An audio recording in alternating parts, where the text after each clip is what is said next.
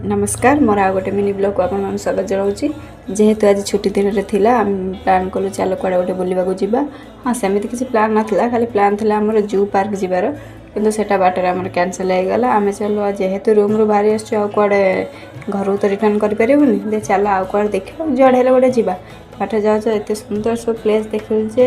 इच्छा है फटो उठाया तेणु आम दी चार्टा पोज दे दीदी मोर फटो उठेदेलु जेहेतु आम अलग जगह जावार से खाइबार प्लान थिला घर आम बन सब नहीं खाई पी देकी आम आमर कौन कलु ना जाकि पुणी फटो उठाया आ फटो उठे मान तो टे स्टाइल तो मारू ना मुझे मो चुटी कुछ खला करी भाई आम तो फोटोग्राफर थे फटो उठे आम कल चल दिला रिल्स करदे तेणु आम रिल्स बनइलु रिल्स बन सारी पुणी आउ टे बोल देगी तो गोटे खंडे रिल्स करदे भाई कहले एत सुंदर जगह आम टे स्लो मोशन वीडियो बनई दिया से आम स्लो मोशन वीडियो बनईदे आगे देखा आम पर जाऊँ पार्ट 2 रे।